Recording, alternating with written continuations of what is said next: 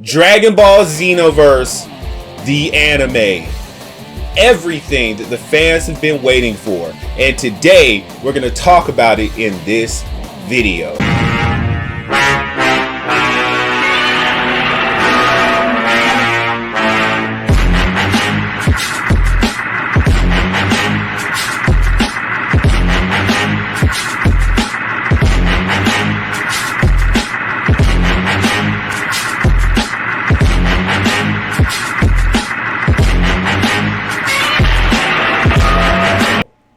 Okay, so today we're going to be talking about Dragon Ball Xenoverse, the anime, and what it presents to the community. Now, let's look at everything that we've been facing as a community as of late. I mean, besides the fact that Dragon Ball Super is gone, it's done, it's concluded, let's look at all the problems that Dragon Ball Super faced while it was active. Now, one big thing that I think that we can all critique here is the problem with Dragon Ball Super being a prequel to the end of Z instead of a true continuation. I, for one, believe that a lot of people think this very same way. There was never a sense of danger or suspense. There were never any stakes because we knew, regardless of what happened on the screen, regardless of the narrative that the writers wanted to form, we knew that Goku and everyone that would have been afflicted with the worst thing. I mean, I could see Piccolo getting blasted to smithereens and not care. I could see Goku getting vaporized by his spirit bomb and not care, because I know that if they stick to the end of Z, like they've said in previous interviews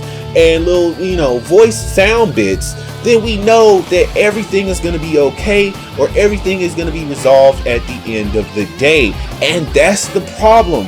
That is a very integral part of any story, is suspense, a sense of the unknown, a sense of danger. And Dragon Ball Super from the very beginning lacked all these qualities due to being a prequel. God, I hate prequels. I hate prequel movies. I hate prequel stories when you know everyone is going to make it through. It's no point.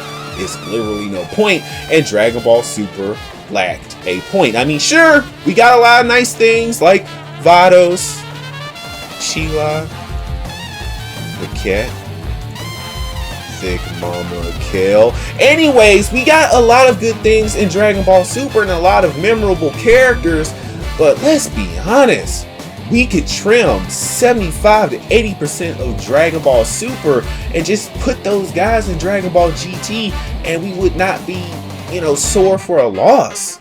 So when you look at Dragon Ball Xenoverse, it enables the writers to have creative freedom and enables the fans to have everything they've ever wanted. Now, if you're a fan of the Dragon Ball Xenoverse game series, you should probably know already where I'm going with this. Dragon Ball Xenoverse is a land where anything can happen. And yes, albeit it's very similar to Dragon Ball Heroes, there's a more structured element, but it still allows for interesting freedom. It allows for you to have recurring characters, main characters, but you have a sense of the unknown. You still have Goku and friends.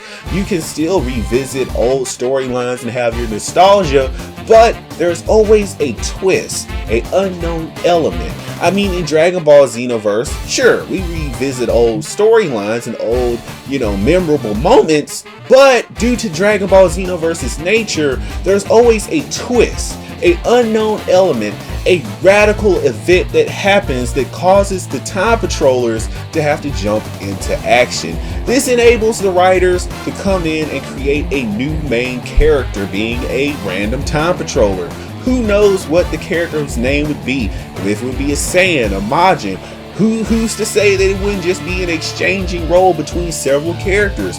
Or you could have a new cast of Z fighters created from time patrollers who would go back and meet the original Z fighters. And then on top of all that, you have a memorable character like Future Trunks who is able to engage with the time patrollers and perhaps lead the new team. Now, all that sounds great, doesn't it? You have memorable characters, you have a new cast of characters in the Time Patrollers, and you have some interesting story arcs that you can visit and travel through. I mean, you get fan favorites like Toa and Mira, who would no doubt be causing trouble in various timelines. It would be on Team Z your time patrollers to go and stop whatever distress they've wrought.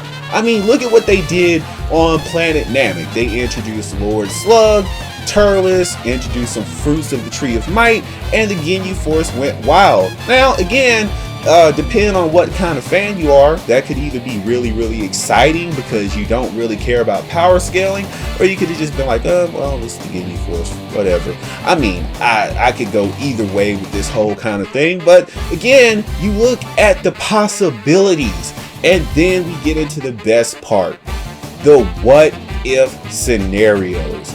This is the biggest portion. You look at the potential for Dragon Ball Xenoverse to fill in what the community has loved for a long time, and it's these what if discussions. It's this what if Super Saiyan 4 Broly? What if, you know, Goku went Super Saiyan 4 in Dragon Ball Z instead of GT?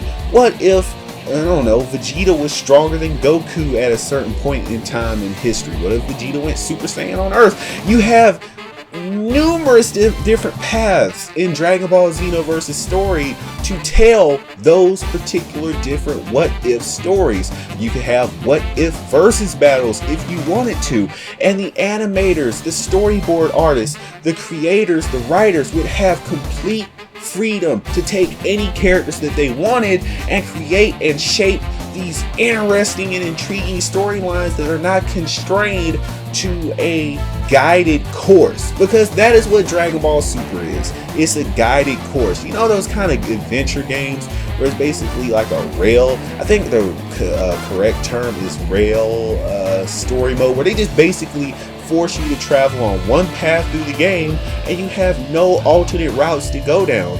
I mean, that is what Dragon Ball Super is, regardless of whatever movies they release. But Dragon Ball Xenoverse is numerous paths, and then it continues a very big major plot line that was introduced in Dragon Ball Super and Dragon Ball Z, and that's alternate storylines, alternate timelines, alternate possibilities. Just because you save this Goku doesn't mean that you save another timeline's Goku. Just because this timeline's Goku is good doesn't mean the other timeline's Goku would be good. You know, that kind of endless possibility. What if Trunks didn't save Goku? There's a timeline for that. It's actually the original timeline. But then what if Trunks did save Goku? That's the timeline that we are in, and that's the timeline that everyone is familiar with currently. Again, you have these various different timelines that you could go and experience things in different ways. And what this opens up is that maybe if you wanted to do an episode on what if the time patrollers went and, you know, saw the Saiyan Saga fight. What if they went and saw Vegeta and Nappa causing trouble, but maybe Nappa didn't get taken out a certain way like he was supposed to?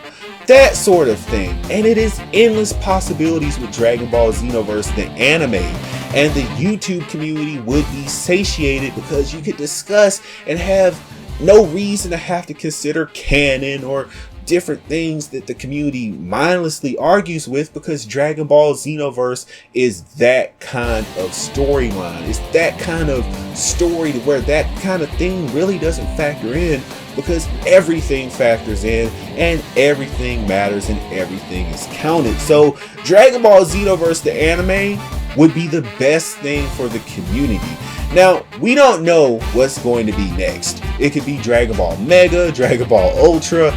I've heard some people say Dragon Ball Super 2, but do we really want to continue on this guided path where everything is going to be predetermined, everything is already pre-packaged, because we know how everything ends? It doesn't matter if you introduce to me a super godly powerful villain, because I know that either Goku is going to make peace with this guy, or he's going to beat him hook, crook, or, you know, scam.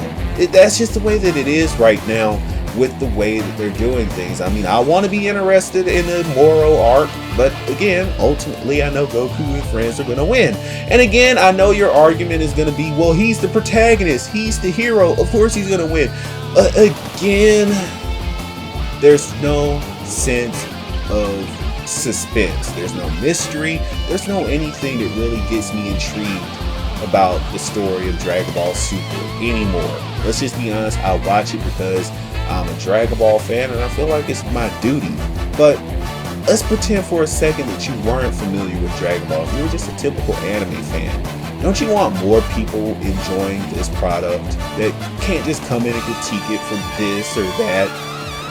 I know I do. Dragon Ball Xenoverse, the anime, what do you guys think about it? What opportunities do you think it will present? And do you think this is a fun idea or element to introduce into the community? Let me know in the comment section below. And if you made it to this point in the video, you are a hashtag completionist perfectionist. Put completionist perfectionist with the hashtag in your comment, and you will see your comments in a future video. And remember, alpha, omega, but never beta. Don't be a beta. Click that subscribe button, click that notification bell, enable all notifications to detract from being a beta. And I will see you in the next video. Peace.